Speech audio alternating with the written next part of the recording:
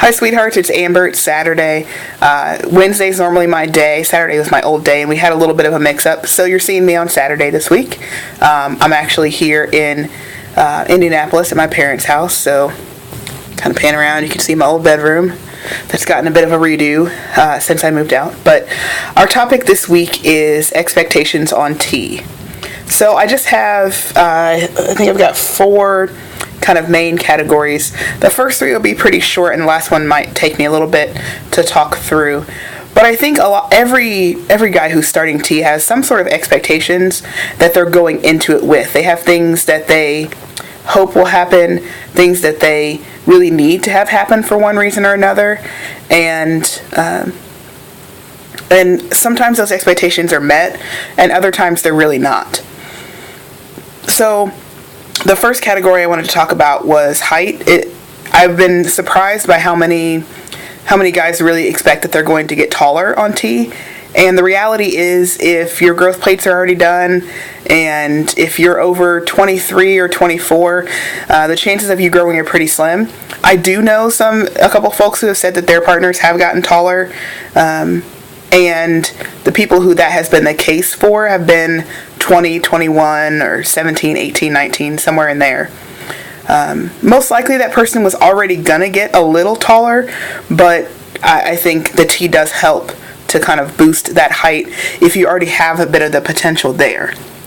And also with that is feet. I think there are some myths out there around feet and foot growth. Stefan's feet have gotten, I don't know, I'm not really sure that they've gotten longer, but they've gotten bigger, if that makes sense. I think the muscles in his feet have gotten a little bigger, so generally he has to buy a slightly larger size now than he did before tea. So it's only about a half size for him, but before he could wear an 8.5 or a 9 in men's, and now he's pretty much exclusively in a 9, sometimes in a 9.5. It just kind of depends on the shoe. So those are the first 2. Menstrual cycle. This is the one that I think is the hardest for a lot of guys, because they really expect that once they start tea that their menstrual cycle is going to stop. For most guys, it will stop eventually, but there's not any sort of tried and true, well, certainly after this number of months it's definitely going to end. That is just not true.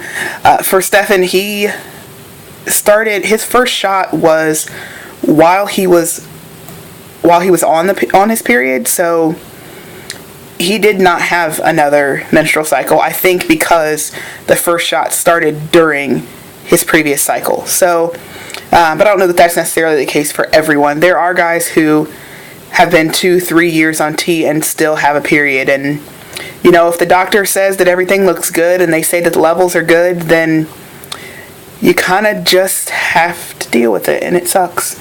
But that's an expectation I think a lot of guys have that sometimes is surprisingly not met as quickly as they would have hoped. And with that is facial hair and body hair. A friend of mine who is trans, I think he would probably say he's complete with his transition. And he is just now really experimenting with growing a beard. He said it took him 3 full years on tea before he could actually grow a full beard. Now he's got like a Duck Dynasty thing going on, but it took significantly longer than he expected. So I think that's important to recognize. I think a lot of guys really want to take those first few shots and then really start to see hair growth pretty quickly. And it just has a lot to do with how your body reacts. And I think all of this is about how your body reacts. So for some guys, in 6 months, they can grow a beard. Stefan is 18, 19 months on tea now. Almost 20 months on tea, actually. And he can grow quite a bit of a neared underneath.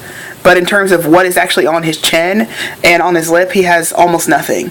So it just kind of is, and he's got to wait until his body decides that it's ready or gets to that point. So I think that's a hard one too for a lot of guys, especially who want to pass and who want to really look male. To not be able to grow facial hair is frustrating. The last one that I want to talk about is really the biggest expectation, and it was kind of the driving force behind suggesting this topic a few weeks ago. I notice almost once a week, or sometimes multiple times a week, someone on the channel talking about how their partner is basically being an asshole, and they're using tea as an excuse to be an asshole. And they're using tea as a way to say, well, tea affects your hormones and tea affects your emotions, and so I can't control how I feel and I can't control how I act. And frankly, it's just a flat out lie. If you are watching this and your guy is being an asshole to you and he's not treating you well, he needs to figure it out. And to use tea as an excuse is just ridiculous. I think there are a lot of guys who think that when they get on tea, it's going to fix everything, and that all the emotional problems they have, all the struggles they have, whatever demons they have, whatever skeletons are in their closet, that tea will magically make those things go away. And it's just flat out not true. So if you or your partner, if you have depression issues, tea is not going to make that go away. If you have anxiety issues, tea is not going to make that go away. If you've got issues with your parents, with religion, whatever, you got to work through those things. And I think a lot of guys feel like, well, once I just get on tea, everything will be great, everything will be perfect, and it'll all be great and wonderful.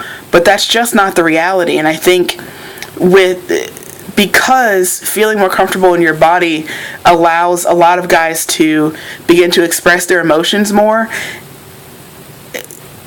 those things almost become bigger in a lot of ways, because they now are feeling like they can talk about it. And because they feel like they can talk about it, it becomes a bigger and bigger and bigger thing sometimes.